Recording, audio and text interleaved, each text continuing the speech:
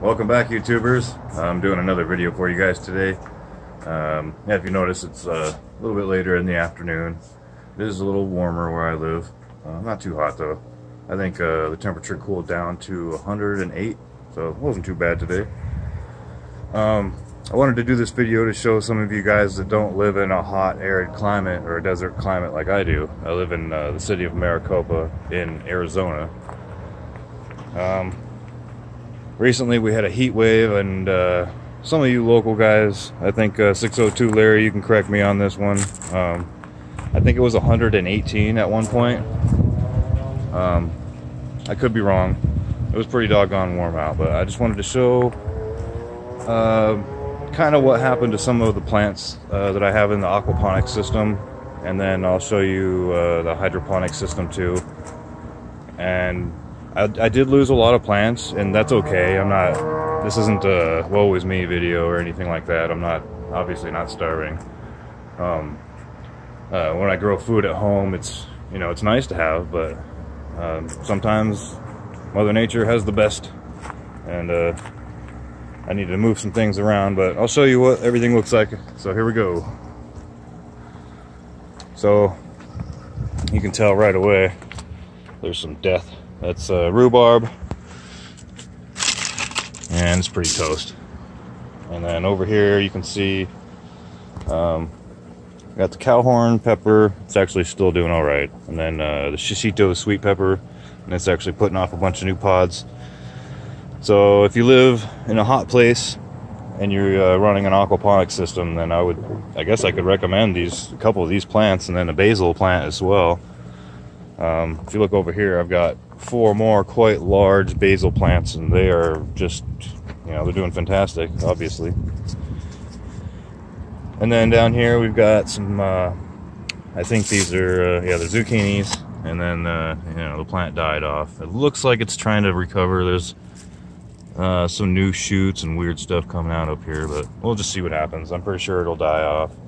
That's okay, because I'm going to clean out all this stuff and rearrange some things. But here we go down. I've already emptied out these grow beds. Here's what's left of a tomato plant. Here's a dried up rotten tomato. And over here we've got a dead poblano ancho, I'm sorry, and some rotten fruit on there too, so I'll be cleaning that out in the future. We'll just go right over here to the the hydroponic Dutch buckets, and then same thing over here. It's just total death. Everything croaked. Yeah, this thing's totally dried up. This was my grape, and it wasn't so much the outside temperature that killed everything.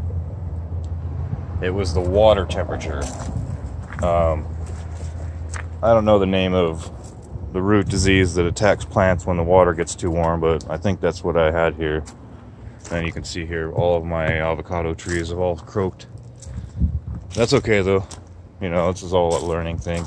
Last summer I didn't quite get this hot here in Arizona, so I plan on taking all this stuff apart and moving it to that side of the yard where it'll get morning sun, and then as the sun comes across the sky here, it won't be burning up the water or heating up the water and cooking everything. And I did find an anaerobic zone, and you can see here I did have a nice watermelon. That thing croaked the first day it hit 100 degrees. It literally died that day. But anyways, we'll go over here. The bell pepper plant, it's still doing fine too. And I actually got some fruit growing up there, and a bunch of dead ones down here. They're rotten. And the beans all died off. And again, that's okay. You know, I don't want any sympathy. I'm not like, you know, oh, it's terrible. It's not like that for me here at all. I just do this stuff for fun. So one day I would like to supplement, you know, maybe, I know this is crazy, but 50% or even 75% of my food with stuff I can grow here at home. Here's Swiss chard. I pulled this one out yesterday, or the day before. I tried to do a film, but I forgot to hit record, and yeah, went back inside and there was no video. So we're doing another one today. Yeah, it's all dried up. This, you know, it's still got some color left in it. Maybe it'll bounce back. But this is pretty anaerobic in here. I pulled some stuff out earlier and smelled it, and it was pretty funky. But we will go check out the sump tank. And I don't know if you guys are going to be able to see that or not. Wish I could zoom in. Oh, wait, I can. There's a giant spider living in there.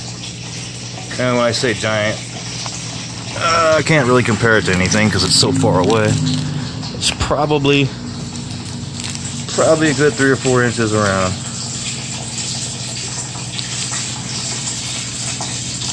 But this is my sump tank. It's buried in the ground. This thing's 300 gallons. Or, I'm sorry, 375 gallons. And you see how the water level's pretty low right now? That's because it's so doggone hot.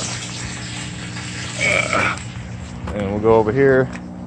As you can see, I wrapped up the biofilter and the solid waste filter and then both fish tanks with this shade cloth. And to be honest, it didn't really do anything.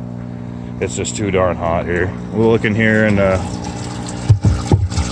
you know what's weird about all the heat and all the dead plants is I didn't lose any fish. But anyways, here's my biological filter, doing really good. And then we'll go over here and show you guys the fish. I'll pull the thermometer out, take a peek at the temperature, the water temperature. There we go. And you can see some fish food in there. The fish aren't really hungry right now. They're probably pissed off. Water's hot. And then try to get a good shot of this. So it actually cooled down about 5 degrees. So we're almost at 100, but not quite. The last week, the water temperature has been at 100 degrees.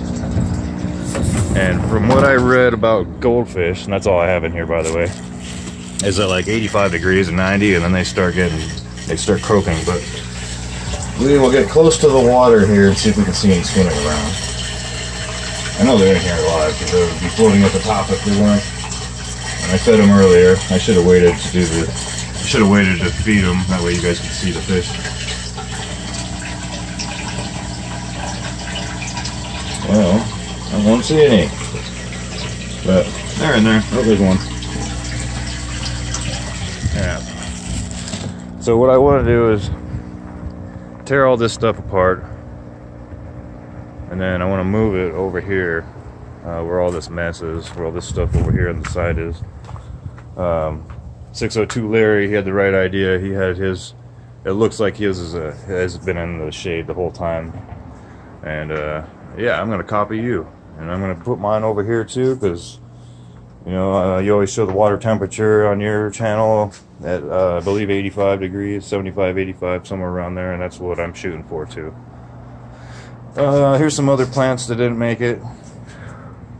These ones died because of me. I overwatered these two, and they died. This one as well. I'm not going to lie. That was my fault. Here's one that's doing okay. This one's in El Oro de Ecuador. Oh no, I'm sorry. Brazilian starfish.